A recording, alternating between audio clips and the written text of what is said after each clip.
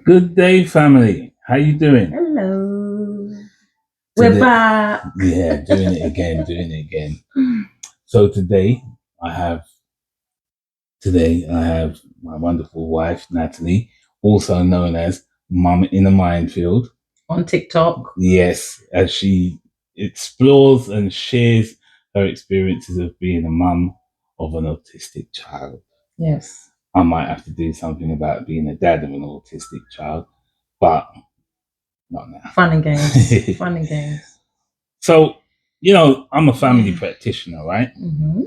So, although we do talk a lot about our experiences and stuff, and we share a lot, of Yep. course, I'm wondering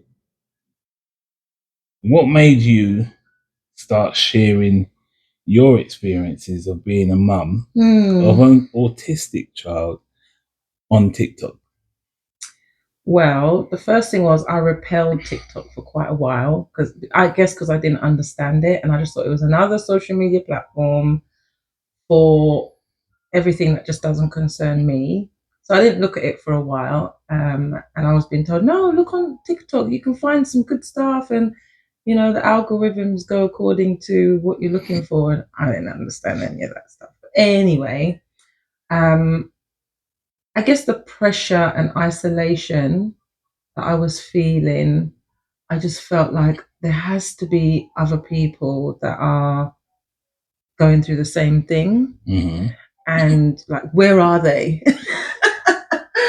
So I know Mm. in my physical community there are mums and dads at school and the nursery and all that kind of stuff, but I guess it depends on your character. Not everybody's like I don't have a lot of people physically around me, Mm. so I wanted to remain somewhat a bit obscure, which is a bit a bit of an oxymoron because you're not obscure when you're on TikTok. But I Mm-hmm. mean, I'm not accountable physically to somebody in that moment when I'm feeling a bit vulnerable or I just want to share something. So I must admit, I did go on ChatGPT Oh yeah. and I said, what are the benefits of, posting day in the life of? And ChatGPT was like, Mm. well, here are some of the benefits. You could build a community, find a community. So I was like, all right, let me give it a crack. And what made me start as well was I said to myself, no pressure, just start slow and don't have any high expectations. Mm. It is what it is. And just show up authentically. Like I'm not trying to script it. So yeah, I started like months ago and I don't have a lot on there, but Mm. what I do have on there is completely authentic. And I try not to post when I'm very emotional. I try to wait a little bit and then Mm. post. So yeah. Do you have people commenting? Oh yeah, I've been quite surprised actually the amount of people that have liked and a few comments as well. So and have followed. I didn't even think people would find what I have to say remotely interesting, but I Mm-hmm. mean, I find what they say very interesting and helpful, and I'll comment and like and encourage and yay, you're doing a great job, mum, dad, carer, whoever you are caring for this precious little jewel. But Mm-hmm. having it come back my way, I was really surprised. Yeah, and it Mm. made me feel good. So then it gives me the impetus to keep going. That's great. Yeah, and I'm learning so much. Yeah. Yeah, I'm Like what? learning. Give me an example. Um, I'm learning like technical things in the background, like so what works a bit more. Like people prefer to see you show up on Mm-hmm. camera, um, compared to just posting, or not just, but compared to posting, you know, an inspirational quote or something that you're currently dealing with. Mm-hmm. That gets lots of looks and likes and whatever as well. But the video, when you're actually showing up, talking to the camera and being vulnerable, open and honest, that seems to get more attention. Like people watch Mm. the video for longer, people are more likely to comment and stuff. And then also I'm seeing like stuff that I can buy Mm-hmm. for our daughter, like sensory toys, just sensory stuff that Mm-hmm. that yeah she could benefit from. So yeah, So in my head, right, I know you've had some challenges. We've had challenges. Yeah. And I'm just wondering, because in my head, I'm thinking you started posting because of the challenges you were experiencing. I'm wondering how that's going to help other people. Yeah. Right. So, what would you say is like your biggest challenge that you experience as a mother of a little tearaway own the house child? I think the biggest daily challenge is she is on her own time. Mm. And I work full time. Mm. I've always enjoyed having a career and the structure that that brings. And so trying to fit her into this structure on my time, on my terms, at my speed. I mean, if you look at my TikTok, that's some of the videos I've done. It's like, how do I bend and be flexible? And, you know, I guess because of where I'm coming from as a child, structure and, you know, sort of a military approach has always been helpful for me.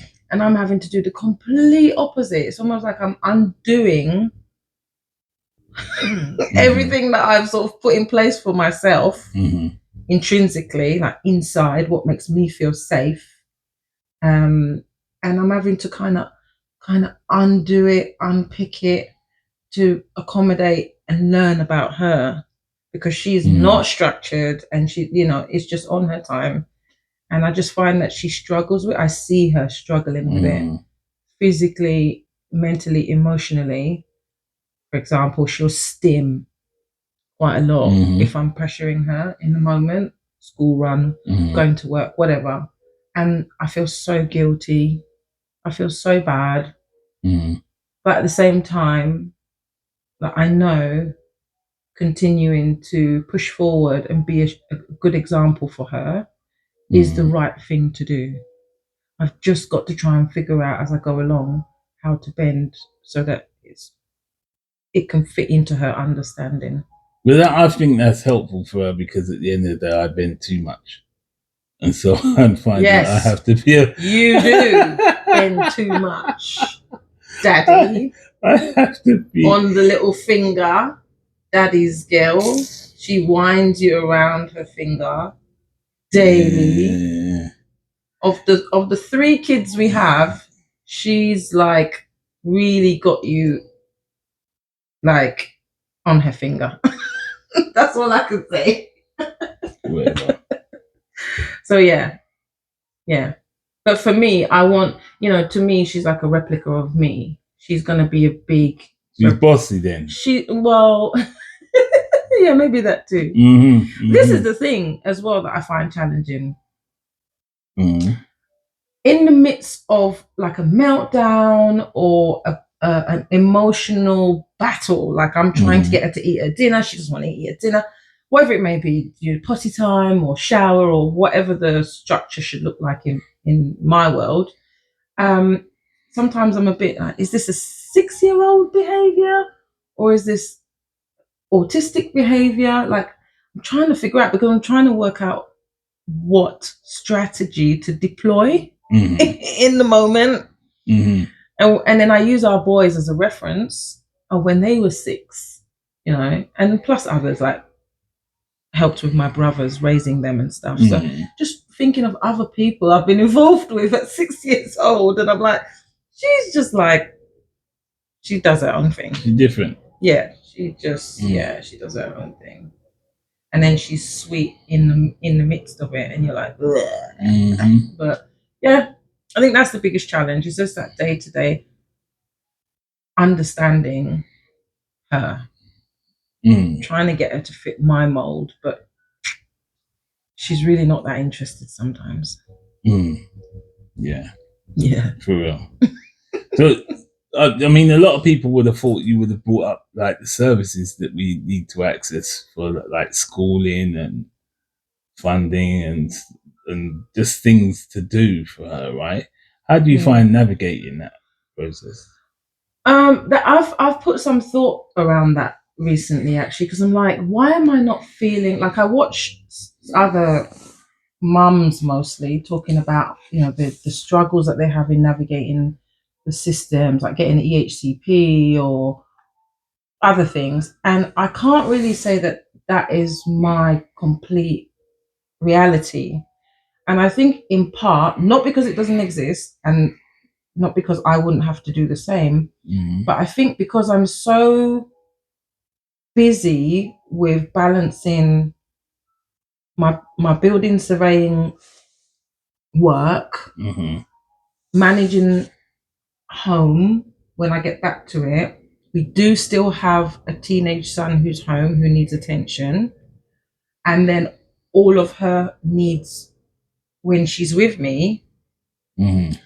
I'm more like I look for solutions at that time and privately. So if I look for something privately, like, oh, I need someone to help me with her.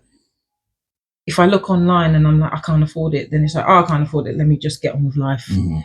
I don't really go to the local authority, look on their website, you know, look at all the service. I've done it and it's just so tedious. And then I get to the end and I'm like, is this it? Like, is that what I've got to do? Like I feel like I hit a brick wall. And so it's like, yeah, I guess I would be doing the fight. Like if I was a stay-at-home mum, then I might, while she's at school, be here like trying to navigate and bang on some doors. But I'm not here. I'm at work. So yeah, we had that conversation yesterday, right? Where we were talking about the fight. Yeah. And you were saying, "Oh, I can't bother to fight him. I'll just find another way." Yeah. Yeah. Yeah, which is what I do. Because, for example, I like the extra help at home with her to give us a bit of respite because it's 7 days a week, right? You work in, then you come home 7 days a week, Saturday, Sunday, you still, you know, you're going. Contacted the council, they navigated me, helped me to navigate their website and whatever. And then I got to the end, it was like this list of childminders and whatnot. And I reached out to a few, didn't get it. I just felt like I hit a brick wall. And instead of that, I'm like, oh, I've got reports that I need to write for work. So I'll just suck it up. And when the weekend comes, I'll just stay tired. Like, that's just how it is. Yeah. So that's like that question that I asked you before. How do you manage your emotions? Yeah. When you're just tired and you're just permanently tired, right? Most of the time, yeah. And to be honest, I feel like I've been tired for the past 30 years. Yeah. So, showing your age. Well, I guess you're showing your age anyway. Yeah. But so, all right. So now that we just touched on this subject, right? Yeah. Do you get any you time, and what do you do with it, or does it not exist? I do get you time, so I get it wherever I can. So is it you time or me time? Me time, sorry. I'm like, what? Am I getting some time here? Me time. Am I lucky? Me time. I do get some me time here and there, and I'm grateful for it. So a typical week looks like this. Monday, get up, get ready for work, get ready for school, get out the door. That's all the way through to Friday, at which point I'm typically exhausted. And then I never ask my mum if she can help because I always feel like I'm burdening her, and she'll probably see this video and tell you off, right? Tell me off. Yeah. Because she gets a little bit annoyed with me. I know she does. Like, why don't you ask? Because she's, you know, she gladly has her granddaughter. But apart from my mum, like bless her, when she does take her for overnight stays, I definitely get a rest at that point. And if I don't rest, it's because of me, because I'm like, I need to live it up a little bit, and we might go out for a dinner.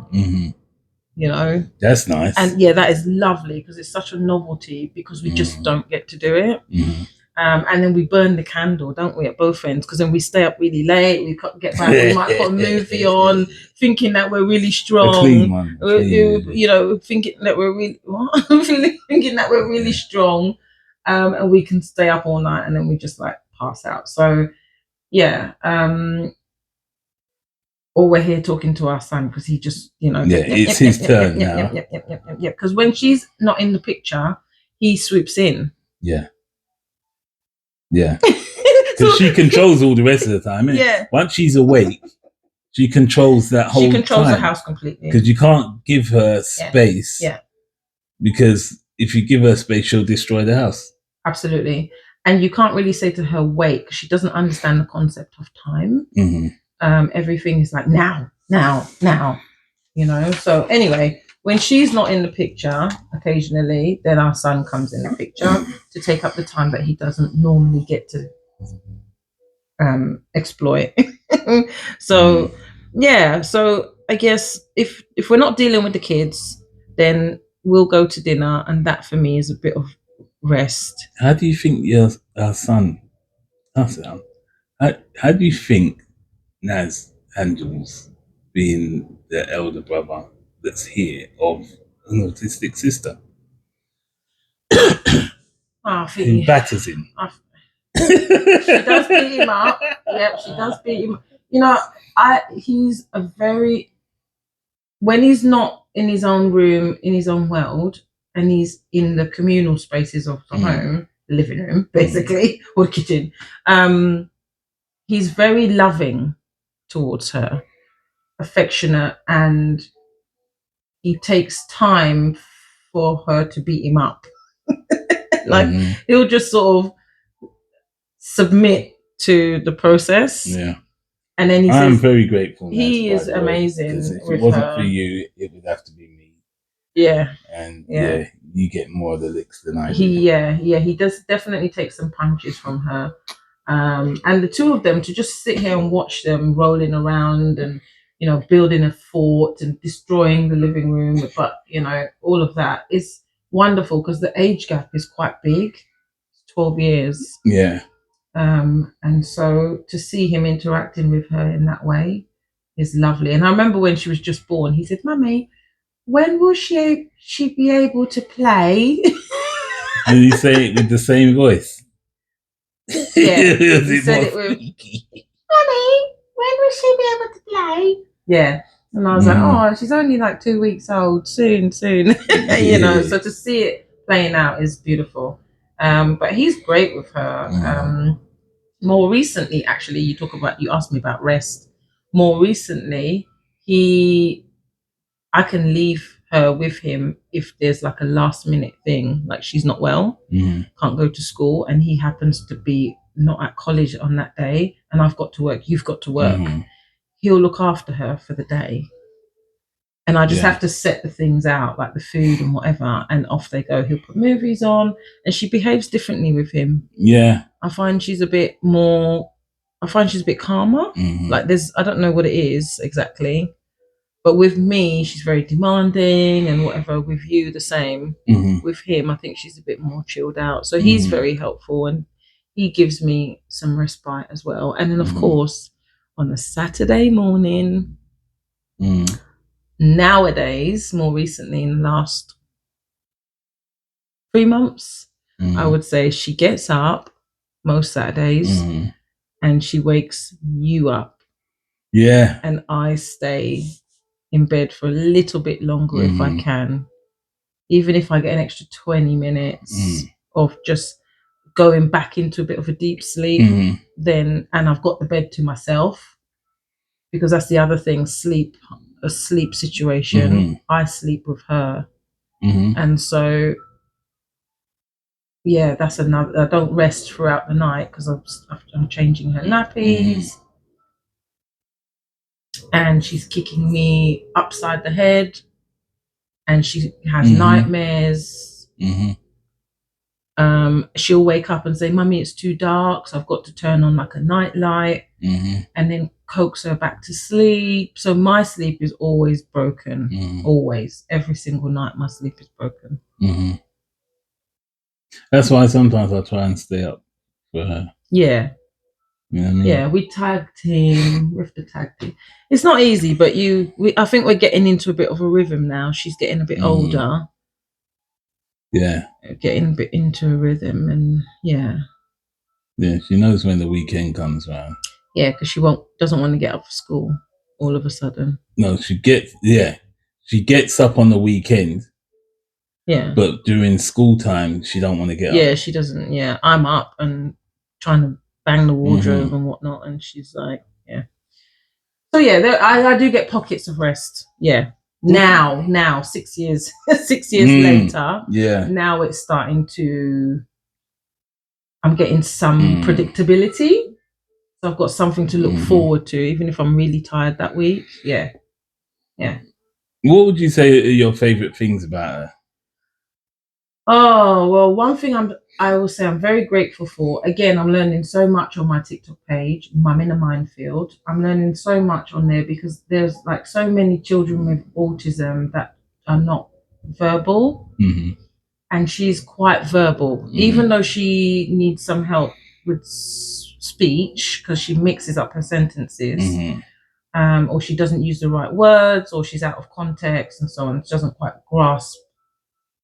You've got to finish her sentences in some cases. But she's still 6. I mean, you know. I'm very grateful that she can speak. Yeah.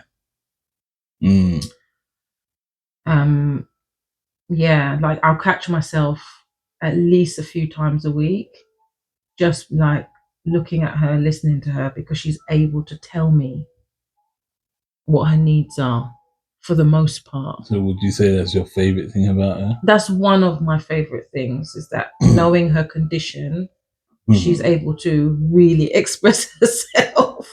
She do that, yeah. Mommy, stop, okay? I want to do your hair. No, I don't like it.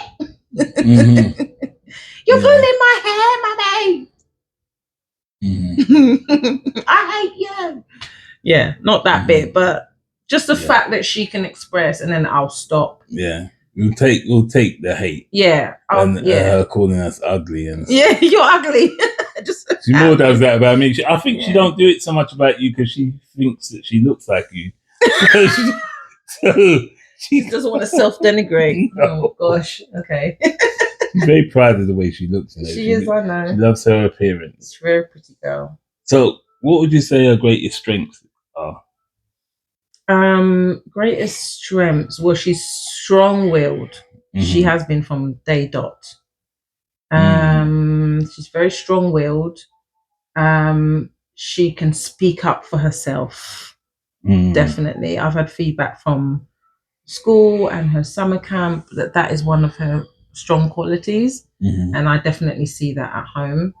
I'm very glad about that. So it gives me a bit more assurance that as we age and she's got to navigate the world, she's able to know her mind and speak up for herself. So I'm really glad about that. What other strengths? She's physically strong because she's tall. She's in the, and I might be getting it wrong here, the 95th percentile. She's only 5% of children in the world, I guess, on whatever census, medical census, are her height. She looks more like a 8-year-old. Yeah. And she's only 6. Yeah, she's physically strong, loves gymnastics. So I like to watch her do that. What else is there? She's quirky. She's hilarious. Again, I think because she's 6 as well, that they're just funny at that age. And she's very loving. She's very empathetic. Got to be careful with her emotions. She's very empathetic. Yeah. And there's a flip side to that, because obviously if we're out in public, she'll just go up to people because she doesn't understand the barrier about stranger danger or whatever, and she'll just go up to people and hug them and stuff, like thinking everybody's her friend and everybody's, loves her and everybody's going to protect her. And so that's the flip side. We've got to mold her, navigate. But yeah, those are some of her strengths.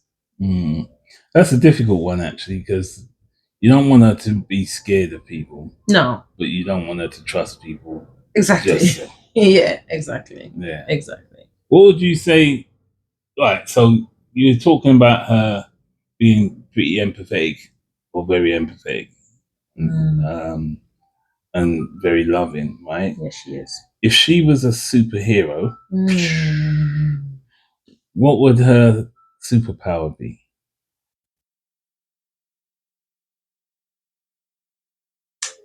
What would her superpower be?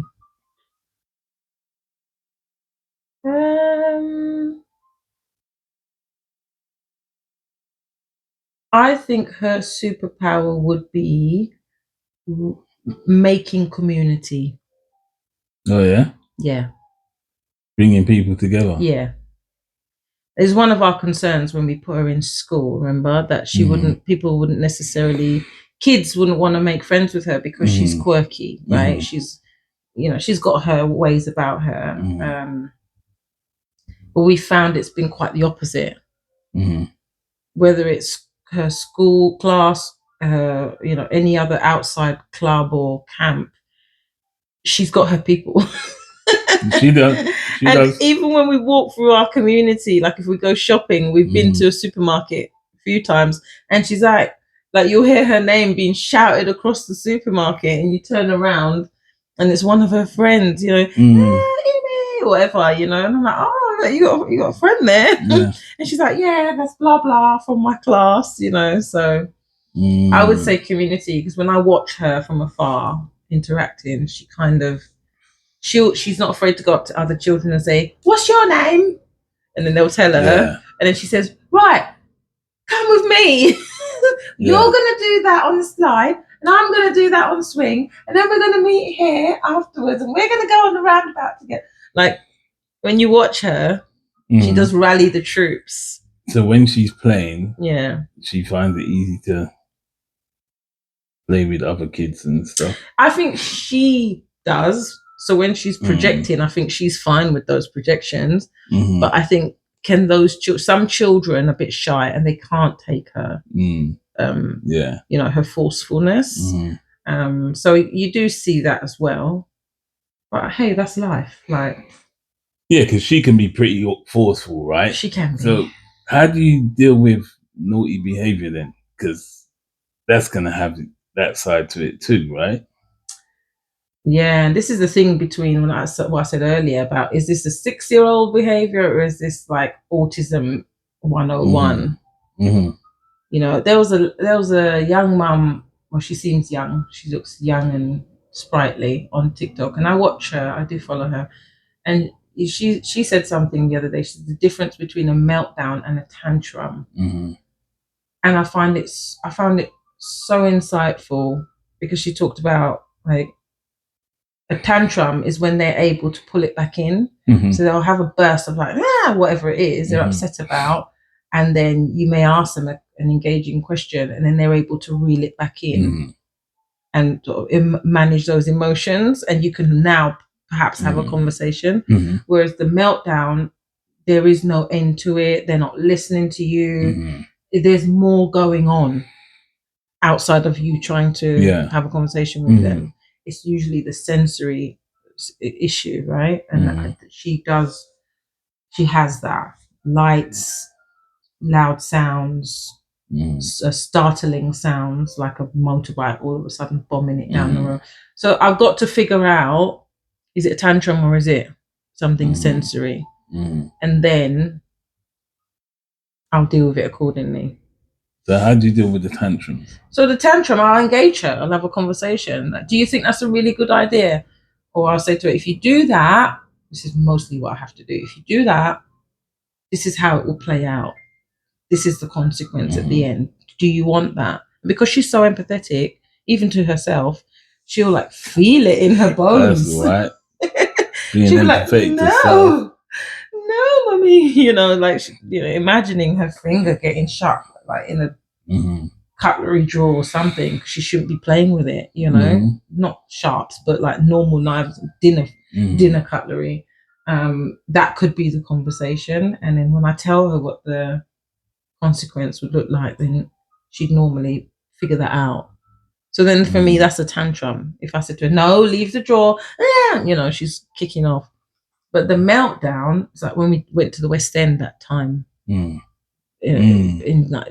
early summer, and we decided let's stay out, enjoy some of the lights in Leicester Square, And at the time, she seemed like she was doing well. She was handling it. But by the time we got on the tube to come back home, she was having a proper meltdown. And she was overstimulated. She was overtired. Too many bright lights, the tubes, the trains, the people. It was just too much. And I was getting a bit annoyed and frustrated, but then I had to remember, no, look at all this sensory that's happening. And she's tired. It's 9 o'clock at night. It's 9:30, you know. And so I was able to sort of just hold her. Just hold her and say, okay, this is nearly done. It's mummy and daddy's fault. We shouldn't have kept you out so long. But at the same time, you know, you got to have experiences. So it's just how you manage it. I don't want to keep her away from everything because I'm scared she's going to melt down. She loves traveling. Yeah. And that was another thing. I was scared about her going on the aeroplane. She loved it. Remember, she sat in her seat. She was looking out the window. Yeah, I don't know how she did it for what was it, 5-hour flight? And she was a boss. And then now I'm not afraid of taking her. I mean, she might have a meltdown, and I've got to make allowances for that. But in the main, I know she loves traveling. She does usually go sleep as well, isn't it? Yeah. Whether it be daytime or nighttime flight. Yeah. I think she probably gets bored after. Probably, yeah. But she handles it really well. So, you know, trial and error, isn't it? Yeah. If you could have one thing on a regular basis, right? There's 2 things you're not allowed to say. Okay. First, on a regular basis to help you as a parent, right? Now, you're not allowed to say sleep. Okay. And you're not allowed to say sleep. You're not allowed to say Cecilia. Oh my gosh, my nanny. Yeah. Loved her. Loved her. Yeah. What we'll send her this video as well. What would you like to have on a regular basis that you don't have that would help? So it can't be sleep and it can't be a nanny? It can't be Cecilia. But it could be a nanny? No, it can't be. No, forget a nanny. Another person? Yeah. We're going to get calls. Full time. We're going to get 10 million calls from nannies now. I don't mind. Hit me up. 2 things. Can't be sleep, can't be a nanny. More money? Yes. Right, that's money. Money equals freedom. Oh, it does? Yeah, I think money would be one. You know, just so I can be more available for her, basically. And the second one would be probably, I'd say more education. Yes, I put a book in my Amazon basket that I've got to buy. Autistic something, I can't remember. But yeah, education, because I think education would help me understand her better, and then I can frame things. Yeah, I can frame things in the moment, practice it, you know, practice framing things. So I'm a better mum for her. I show up better for her. Yeah. So money and education. Yeah. I personally would just really want a memory to remember that I have the skills that I have so that I can use them. It's mad. Right, I know it seems really stupid, but I have these skills. But you know what that is? Do you know what that is? What? And I'm not trying to gaslight you, but I've heard from medical professionals, exercise helps with the brain. Helps cognitively. So I'll go out for a jog later. Yeah, exercise apparently helps to keep the brain sharp. Yeah, I did see that. What's his name? The psychologist. Well, I heard it from my one and only Dr. Jordan Peterson. He's the one I heard it from. He's not yours though. Oh, he's my doctor, the online doctor. my clinical psychologist, anyway, online right, doctor. I was gonna say it's him follow. that I heard saying this, right? He said the best thing you can do for your brain is exercise. Yeah, that's it. Yeah, the best thing. Yeah, so, to keep you sharp and keep it young and agile. Yeah. So for real. Yeah, there you go. You got an answer. You got a solution. See it there. You got to crack on, innit? I just need the time to go. You can. I need to remember that that's what I need to go and do, so that I can have a better memory to remind you. That's what you need. There you go. I've got a wife, so you're gonna remind you. Yeah. Is that the second one? Next question, please. All right. This is my final question. Right. What is one piece of advice you would give to a young parent of an autistic child? Get support. Simple as. Yep. Get support. I mean, from where? Family, friends, your community. Just don't do it alone. Yeah, don't do it alone. And that's in the context of me thinking of how I was when I was 20. If I had children back then, and if one or more were autistic, support is different. I need support now, and I'm an old mum. Much less being someone young without the experience, the worldly experience. I would definitely get support. Yeah, and education. Yeah, support and education. I would say this as well, right? Communicate with the father of the child. Yes. Do your best to make that a successful partnership, because it will make life a bit easier for both of you. I was about to say that's part of the support, but really that's like pegging everything to the mother, isn't it? And that's not fair. And that's probably why I don't ask for help, because I think it's my responsibility, because I'm the mum, and this is what mum's supposed to do, take the lion's share of the children. And unfortunately, a lot of fathers don't understand how important they are. Extremely important. I don't know what I would do if I didn't have you. Probably struggle a hell of a lot, because I'm just amazing. I would struggle. No, I'm only playing. No, I would. I'm not playing. Yeah. I would really, really, really struggle. But I'm fortunate. But we work well together. Yes, we do. And I think one way or another, this is what parents need to do, to try their best to work together. Yeah. Because then the child benefits. And if parents, 100%. If we as parents don't work well together, our children suffer. Yeah, then it's KO. And we're supposed to be about creating the best environment possible for our children. Our family, right? 100%, yeah. Yeah, it ain't easy, but you don't sign up for it to be easy, do you? When you get married and start a family, it's not supposed to be easy otherwise. No, it's not supposed to be easy, because where's the growth then? Yeah. And we're supposed to be looking at growing as much as possible. Yeah. Between birth and death. Yeah. Right? I will say this as well, like well, I don't know if the numbers are on the rise or they're just knowing, they're examining more people. I don't know, you hear it in the news about autism cases going up, but that's something that who plans for that? When you're planning your family, you don't say, oh, I'm going to get married and I'm going to have 2 autistic children. Like you don't do that, because, well, unless you know all about how to navigate all types of autism, so you're going in eyes wide open. But I didn't plan for it, and so it was like a shock as we were going through. I think you don't want to plan for it because you're hoping that the world is going to be set up according to whatever their needs are, so you don't think about whether your child is going to have some kind of disability or neurodivergence, right? And we kind of take it for granted that the child is going to be so-called irregular. Typical.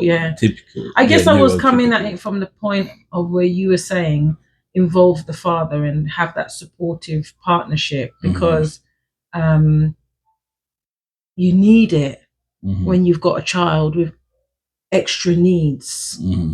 You know, like I said, you don't plan for this to be the situation where it takes like 2 or 3 people in the community to rally around your child with special needs to give them the best start in life as possible. But you know, to have your partnership, your marriage, your partnership together is gonna really set you up, I think.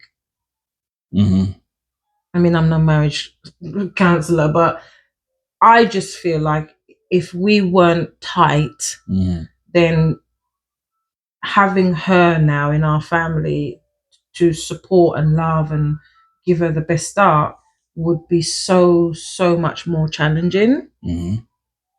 Because when you're at work and you're working long hours, it's like in the past I've been like, I'm dying, you know, I'm dying. What time is? Why is he taking so long? You know, and I'm like texting you. I'm thinking you better be in traffic because I'm working with other people's children. You better have a reason. Yeah, I know you're looking after other families and their kids. So so you know, having you coming home every day and mucking in and I can offload and at least tell you how things have been is massive. It's massive. You know. And then you might rub my shoulders or something, you know. Just like having a tight partnership, a tight marriage, I think is so important. So I won't talk too much about that because I know that's your domain, being family practitioner. That is what you do. But I see the benefits after being together for so many years that over the 3 children and all their individual, meeting their individual needs and all the nuances and navigating the dynamics, being tight is what has brought us to this point where I can still say, you know, I thoroughly look forward to you coming home, you know, and the children love you and all of that. So yeah, it's just amazing when you've got that child with those extra needs if you have a good relationship. You know what? You just said something there, right? And I'm not hungry. But when you just said about extra needs, it made me think of a burger. Yeah? Right. Imagine this. Okay. So you have a child, it's wonderful, just like a regular burger with 1 patty in it, and you got your sauces, you got the salad, blah blah blah, right? Okay. And it's wonderful. It's just the right amount. But then you start to add this other stuff, another patty, another slice of cheese, onion rings, hash brown. Yeah. Then you add another patty, and so on and so on. Now try and eat that. Yeah. Yeah. I'm not saying yuck. Where are you going with this? It just becomes overwhelming. Yeah. To try and eat this thing. So, well, in the context of the burger, I'm saying yuck, but I understand your. So it's like I would need to cut that burger in half and share it to manage with you, to devour in order for me to be able to enjoy what I'm eating, what I'm consuming. So in order for me to actually enjoy, you know what I mean? Yeah. And if I can cut maybe even it into quarters and share a little bit with some the community and the community and so it makes it much more manageable. Yeah. And it means that now I can actually enjoy what is before me. That's true. That's why they say it takes a village. But these villages are quickly dissipating. I don't know where these villages are. Yeah. I don't know where these villages are. Yeah, because people have to live far apart now. Yeah. Because that's a whole nother ambitions and so on. Yeah, it is really. But yeah, the village. I think if there was a village, then she would be spread amongst. It would be better for everybody. Yeah. But yeah, that's a big one, I guess. That because you don't really have a village. We don't really have a village. Not because the village don't care, but like you said, people have to live further away. Cost of living. Blah blah blah. Just blah, ambitions blah, and so on. Blah. So people are busy. All of that. So yeah, it can be tough, but I can actually say that we have turned a corner now that she's 6 and things are slotting into place a bit better, even though that you still have to do the nighttime nappy changes, still have to do the meltdowns, you still have to do the planning way in advance before you can take her anywhere to an event or a kid's party or whatever. You got to pack all this stuff like she's still a baby. Even going to see her granny. Yeah, you got to think about the times of day and stuff like, because otherwise when she starts to get too tired, and she's just overstimulated. My mum's house. Yeah, she will, and you just can't talk to her. Like, you can't say don't do that and expect her to process it in the way like a typical child would process it. Like our sons, for example, how they were when they were little. You could tell them, and they'll be like, "Oh, okay, that's not the right thing to do," and they'll sort of sit down and play with another toy. But she'd be like, she'll deliberately. She's incessant. You know, you've got to watch her. Any moment of silence, you know she's somewhere wrecking the place. Yeah, you know? That's her superpower. She's like a wrecking ball. Yeah. She's like, what's his name? What do you call it? In the Fantastic Four, Ben Grimm. He was able to just he was made of rocks and he could wreck things. Oh, she's like the Hulk. She's a She-Hulk sometimes. Oh, she's Hulk. Yeah, and she gets angry like Hulk too. Yeah. Mommy, you're ugly. Yeah. And, I've seen some things online where people say, when I take my autistic child out and they're having a meltdown, people look at me and say, oh, it's because you're a bad mom, dad, you're not disciplining. Listen, I'm from a Caribbean background. Discipline is our number one our number one thing when it comes to raising our children in our homes. You just don't talk back to your parents, no back chat. You don't give side eye. You don't slam doors. Like those things. You be in ER back in the day, So what's ER is England, isn't it? I think so. Well, it's emergency room, isn't it? Yeah, I'm thinking American because we spent some time in North America. But yeah, so raising her as a Caribbean parent, that has been like mentally for me a challenge because I'm like, no, remember she doesn't get it. She doesn't get it. So you telling her something in a stern voice, the way my mother or grandmother or whatever aunties would say, and you just snap into shape. She's not snapping anywhere. She snaps back. Yeah, she snaps back. And we've had to explain that to some family members. And actually, truth be told, I keep her away from family sometimes. Like if they're going to have an event and it's late at night or later in the afternoon, I don't bother taking her because I know she's going to become defiant. She's going to become overstimulated, dysregulated, and that translates into talking back, shouting, screaming, and they don't understand. They don't understand, and they think the normal type of discipline that you give in the olden times would be appropriate but she will literally mimic what you do. So if you shout at her, she'll shout back. If you go to, you threaten to hit her, she'll threaten to, you know what I mean? She doesn't have the understanding. And this is where I said education for me comes in, because understanding how it's working neurologically and cognitively for her. Why does she translate in that way? Why does she mirror and amplify it?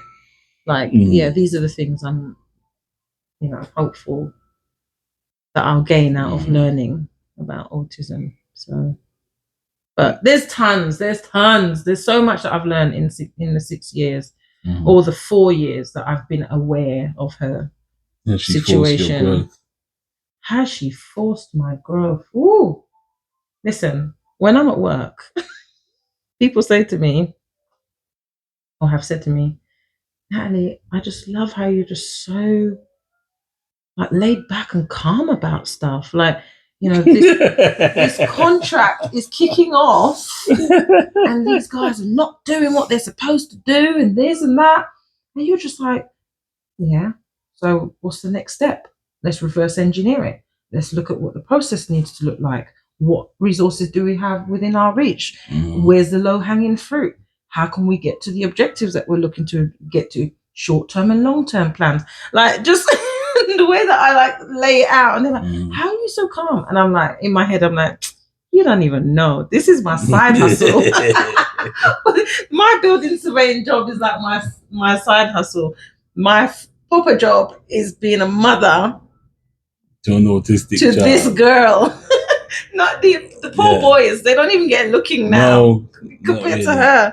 Like, she has like steamrolled the family with her ways, you know. And that is where the real work starts. When I get home from work, pick her up from school, whatever, club, get home from work. That's where the challenge. She stretches me. Like, every single patience button that I have, she presses it. I'm gonna get you, mommy. I'm gonna get you. I'm gonna get you. I'm gonna get you. I'm gonna get you. Yeah, and she does. And then, because I have to sleep with her, I get it through the night as well. You know. But you know, I would never change. I wouldn't change a thing. I was just saying last night, she's my last baby. Like, I'm just trying to kind of hang on to it now, with all the challenges. Yeah, I want it to like slow down a bit now. Now that I'm over the hump of no sleep and all that, I'm getting a little bit more respite. Now I'm like, okay, slow down. Mummy doesn't want you to grow up too quickly because you're getting too tall, too quick. Like, just chill. All right. I got one last question. For those who are supporting someone who's parenting an autistic child, what is one message you would like to send? Just check in on them. Yeah. Check in. Put it in your calendar, wherever you store your to-do, write it on your fridge, whatever. Text this person. Maybe text them every Thursday morning and every Sunday night. Just text them. Text them, call them, just to say, hey, how you doing? Have you been eating? Have you been sleeping? You know, can I pop over Saturday afternoon and just come and help? Don't go there and take up the person's time and add more burden with your problems. Do that on a separate call, but just check in and actually be available to that person. Okay. Yeah. Well, thank you very much. I could go on and on and on. Yeah, this is what we do, innit? So for all those who have not yet subscribed, please like this video, subscribe to Manifest Coaching, as well as Mum in the Minefield. Leave some comments, but comments. And also, is there anything that you'd like us to touch on? Because we didn't just talk about autism. We talked about a little bit about marriage. We've been married 20 years. We just had our anniversary Tuesday. Last week. Tuesday. Yeah. 20 years marriage. You know, you've been in my life for 25 years. Lucky you. We were friends for 5 years initially, but 4 years, 5 years, whatever it is. It's so long ago now. Life is blessed for you, isn't it? I'm very blessed. But leave a comment. What did you think of this video? Is there anything you'd like us to discuss or touch on or expand on a bit more? Yeah, we're new to this. I'm new to this. I'm messy. This is going to be all bleh. But, you know, as some of the ones who are more established say, just start and then work it out as you go along, and that's what we're doing. There you go. So, folks, stay blessed. Have a great day. Thanks for listening. All right, take it easy. Take care.